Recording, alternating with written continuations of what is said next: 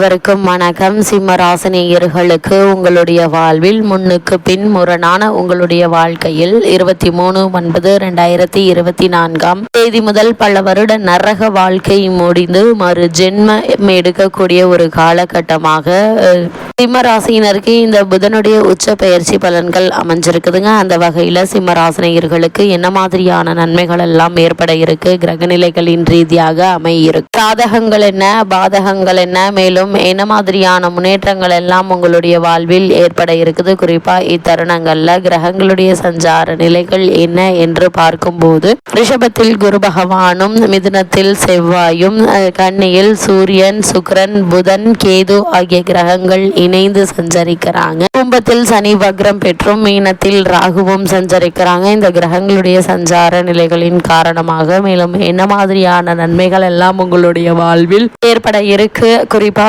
உங்களுடைய வாழ்வில் குடும்ப சூழ்நிலை ரீதியாகவும் உத்தியோகம், தொழில், வியாபாரம், கலைத்துறை, அரசியல் துறை, மாணவ மாணவிகள், விவசாயத்துறையினர், பெண்மணிகள் என அனைவருக்குமே என்ன மாதிரியான முன்னேற்றங்கள் எல்லாம் ஏற்பட இருக்கு என்பது குறித்தான முழுமையான பதிவு தான் இந்த வீடியோல நம்ம விரிவா பார்க்க போகிறோம். அதற்கு முன்னாடி புதன் பகவானை பற்றி சற்று விரிவாக தெரிந்து கொள்வோம். புதன் பகவானை பொறுத்த வரைக்கும் பொன் கிடைத்தாலும் புதன் கிடைக்காது என்று சொல்வார்கள். அதாவது இந்த இடத்தில் பொன் என்பது செல்வத்திற்கான அதிபதி குருவை குறிக்குங்க. ஜாதகத்தில் குருவினுடைய பலம் இருப்பதை விட புதன் பலமாக இருக்க வேண்டும் என்பதையே சூட்சமமாக குறிப்பிட்டுள்ளனர். அதே போல் கல்வி, கலை, வித்தைகளுக்கு அதிபதி புதன் கிரகங்க. எந்த ஒரு விஷயத்தையும் கண்ணால் பார்த்தவுடன் அதை கையால் செய்வதற்கு புதனுடைய அனுகிரகம் வேண்டுங்க. கற்றவர்களுக்கு சென்ற இடமெல்லாம் சிறப்பு. நன்கு படித்தவர்கள் கை நிறைய சம்பளம் வாங்குவதை கண்கூடாக பார்க்கிறோம். நம் வாழ்க்கைக்கு அடிப்படையான கல்வி செல்வத்தை வழங்கக்கூடியவர் புதன் பகவான். இப்படிப்பட்ட புதன் பகவான் ஒரு விசித்திரமான கிரகம் என்று தாங்க சொல்ல வேண்டும். ஏனென்றால் செவ்வாயை போலவே புதனும் இரு அதிபத்திய கிரகம் ஆகுங்க. ஜோதிட ஆச்சரியமாக மிதுனத்தில் ஆட்சி பெறும் புதன் ஆட்சி வீடான கன்னியில் உச்சம் பெறுகிறாரு, மீனத்தில் நீச்சம் அடைகிறாரு. அறிவு, ஞானம் இரண்டிற்கும் இவரே அதிபதியாகி படிப்பறிவு, பட்டறிவு இரண்டையும் மனிதனுக்கு உணர்த்துகிறாருங்க. அதே போல் விஞ்ஞானம், மெஞ்ஞானம் இரண்டிற்கும் காரணமாக திகழ்கிறாரு புதன் பகவான். இப்படிப்பட்ட புதன் பகவானை நாம் எப்படி வணங்க வேண்டும் என்று பார்க்கும்போது புதன்கிழமை என்றில்லாமல் நவகிரக புதன் பகவானை எந்த நாளில் வேண்டுமானாலும் வந்து வணங்கலாம். நவகிரகத்தை 9 முறை வலம் வந்து மனதார வேண்டிக் கொள்ளுங்கள். வேண்டியதை எல்லாம் புதன் பகவான் தந்தருள்வார் என்பது ஐதீகமாக இருக்குதுங்க. இப்படிப்பட்ட புதன் பகவானுக்குரிய பரிகாரம் என்ன என்று பார்க்கும்போது 6 லக்னங்களில் பிறந்தவர்களில் புதனுடைய வலு குறைந்து பலவீனமாக இருப்பவர்கள் சீர்காழிக்கு அருகில் இருக்கும் திருவெண்காடு என்னும் ஊரில் கோவில் கொண்டிருக்கும் ஸ்வேதாரணீஸ்வரரை புதன்கிழமை சென்று வழிபட்டால் நல்ல பலன்கள் கிடைக்கும். அதே போல சென்னையில் இருப்பவர்கள் பேரூரில் இருந்து குன்றத்தூர் செல்லும் வழியில் இருக்கும்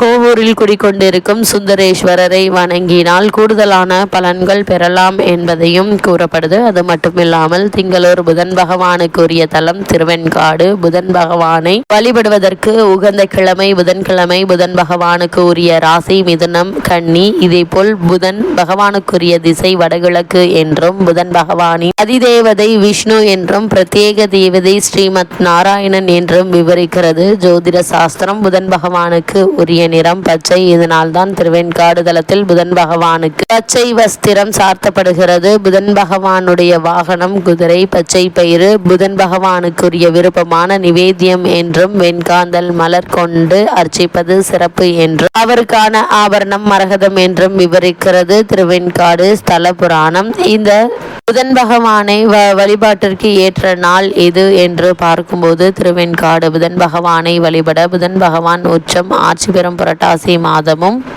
ஆட்சி பெறும் ஆனி மாதமும் புதன் நட்சத்திரங்களான ஆயில்யம், கேட்டை, ரேவதி ஆகியவை வருகின்ற புதன்கிழமைகளில் புதன் ஓரையில் வழிபாட்டு பரிகாரம் செய்வது மிக மிக சிறப்பு என கருதப்படுகிறதுங்க. அது மட்டும் இல்லாம புதன் பகவானை வழிபடக்கூடிய நேரம் எது என்று பார்க்கும்போது புதன்கிழமையில் புதன் ஓரை காலை 6 மணி முதல் 7 மணி வரையிலும், இரவு 8 மணி முதல் காலை 9 மணி வரையிலும் ஆகும். இந்த நேரங்களில் புதன் பகவானை நாம் வழிபடுவதன் மூலமாக என்ன எண்ணற்ற நன்மைகள் நம்மளுடைய வாழ்வில் ஏற்படும். அந்த வகையில் சிம்மராசினியர்களை பொறுத்த வரைக்கும் புதன் பகவானை இந்த உச்ச பெயர்ச்சியின் காரணமாக உங்களுடைய வாழ்வில் மேலும் என்ன மாதிரியான நன்மைகள் எல்லாம் ஏற்பட இருக்கு என்று பார்க்கும்போது சுக்கிரனை பொறுத்த வரைக்கும் கேதுவோடு தனஸ்தானத்தில் இணைந்திருக்கிறாருங்க. செவ்வாய் பலம் பெற்று 11ஆம் இடத்தில் அமர்ந்துவது என்பது நல்ல ஒரு அமைப்பு என்று தாங்க சொல்ல வேண்டும். இதனால உங்களுடைய வாழ்வில் எதிர்பாராத பல முன்னேற்றங்கள் ஏற்பட இருக்குது. ராசிநாதன் பலமாக இருப்பதால உங்களுடைய திறமைகள்ல நம்பிக்கை